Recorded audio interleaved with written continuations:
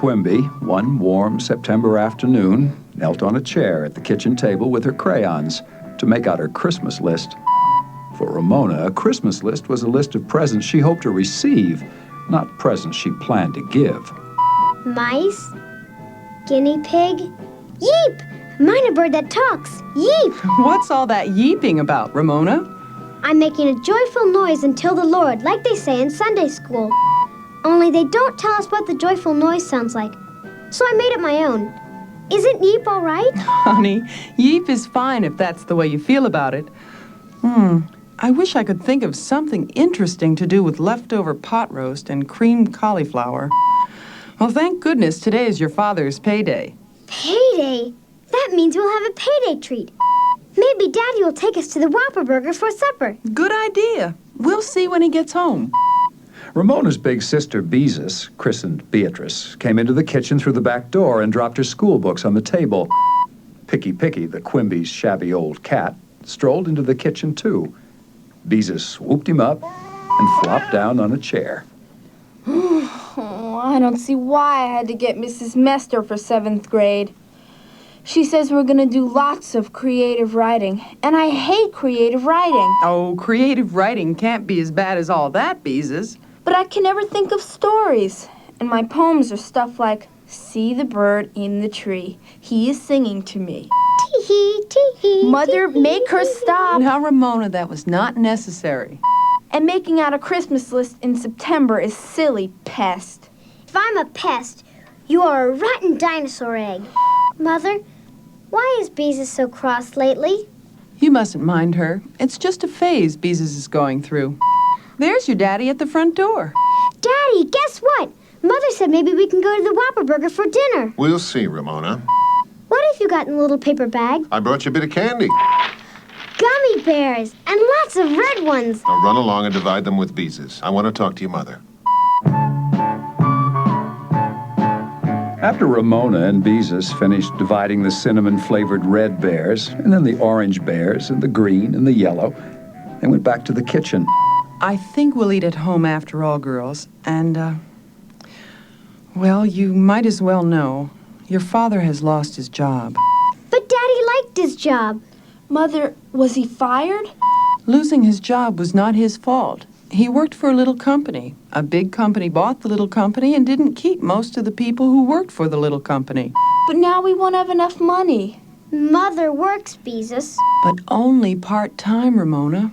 And my salary goes to make payments to the bank that loaned us the money to build the new bedroom, so you could each have your own room. Will the men from the bank come and tear down the new room if we can't pay for it? Will we go hungry? What will we do? Well, we'll just have to manage the best we can until your father finds work. It may not be easy. Maybe I could babysit. Maybe I could think of a way to earn money, too. But, Mother, what about Christmas? Well, right now, Christmas is the least of our worries. Taxes are due in November, and we have to buy groceries and a lot of other things. Don't we have any savings money in the bank? Not much, Beezus, but your father was given 2 weeks' pay.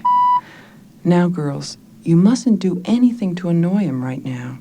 He's worried enough.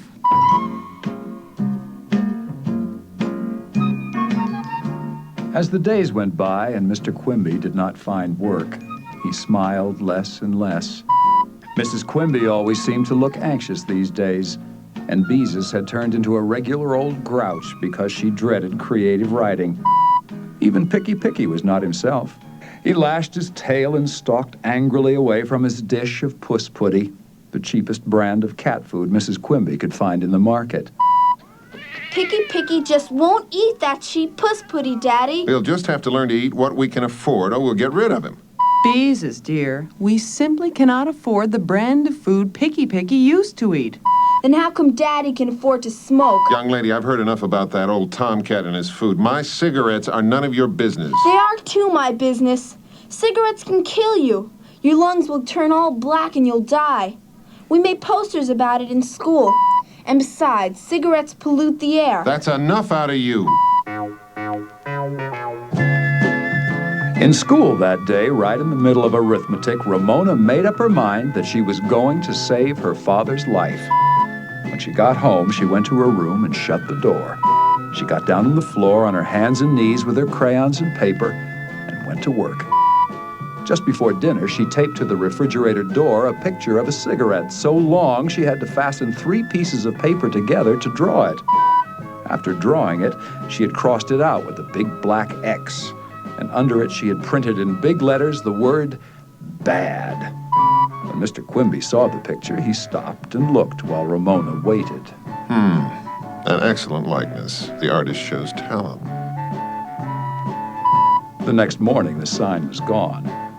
After school, Ramona waited until Beezus came home to ask her how to spell pollution. Then she made a sign, "Stop Air Pollution." Then Beezus said she wanted to help, and together they printed more signs. Smoking stinks. Cigarettes start forest fires.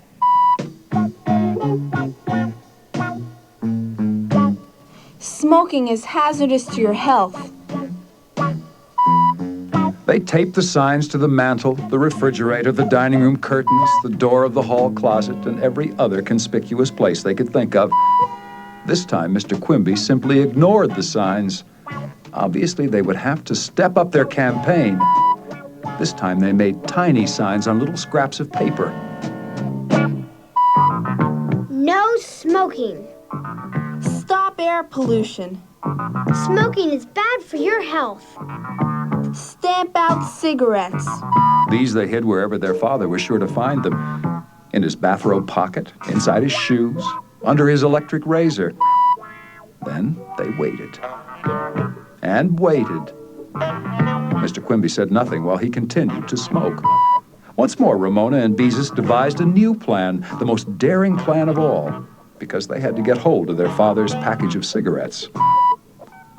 After dinner, Mr. Quimby took the package out of his shirt pocket as usual and took out a cigarette, or what appeared to be a cigarette.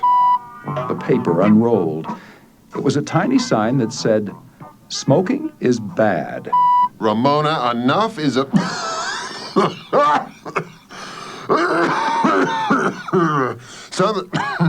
Something must have caught in my throat. All right, Ramona, as I was saying, enough is enough. Ramona gave up. No matter how hard she tried to save her father's life, he was not going to let her save it. One cold, windy afternoon, when Ramona came home from school, she found the back door locked. She went to the front door. Silence. Nothing like this had ever happened to Ramona before. Someone was always waiting when she came home from school. Ramona was frightened. Tears filled her eyes as she sat down on the cold concrete steps to think. Where could her father be? Maybe he had gone away because she tried to make him stop smoking. Ramona's insides tightened with fear. Maybe her father had gone away because he did not love her. Where was her father? Ramona put her head down on her knees and cried. I want my daddy back. I want my daddy back. Hey, Ramona. Sorry I'm late. Is that what you're boo-hooing about? Where have you been? I thought you'd gone away and left me. I'm sorry I had to worry you. I was collecting my unemployment insurance and I had to wait in a long line. Come on, let's go in and get warm. Mr. Quimby went into the kitchen to make himself a cup of instant coffee. He poured Ramona a glass of milk and gave her a cracker. Then he reached into his shirt pocket and pulled out a package of cigarettes. He looked at it a moment and tossed it onto the counter. Ramona had never seen her father do this before. Could it be that... Ramona, what would you like to do? Well, I always like to crayon. I have an idea. Let's draw the longest picture in the world. There's a roll of shelf paper somewhere in these drawers. What shall we draw? How about our own state of Oregon? That's big enough. I'll begin with that big bridge across the Columbia River. The Interstate Bridge. And I'll tackle Mount Hood. Together, they went to work. Ramona on one end of the shelf paper and her father halfway across the kitchen. Ramona drew a long black bridge with a girl in the center. She glanced over at her father's picture, and sure enough, he had drawn Mount Hood with a hump on the south side exactly the way it looked in real life on the days when the clouds lifted. Daddy, I think you draw better than anybody in the whole world. Well, not quite. Daddy, I'm sorry I was mean to you. You weren't mean, honey. You're right, you know. I am? Yes. Is that why you didn't have a cigarette with your coffee? Are you going to stop smoking? I'll try, Ramona. I'll try. Ramona took charge. She collected all her father's cigarettes and threw them in the garbage. I was planning to cut down gradually, Ramona. One less cigarette each day. That's not what you said. You said you would try to give up smoking, not try to cut down gradually. You can do it, Daddy. I know you can do it.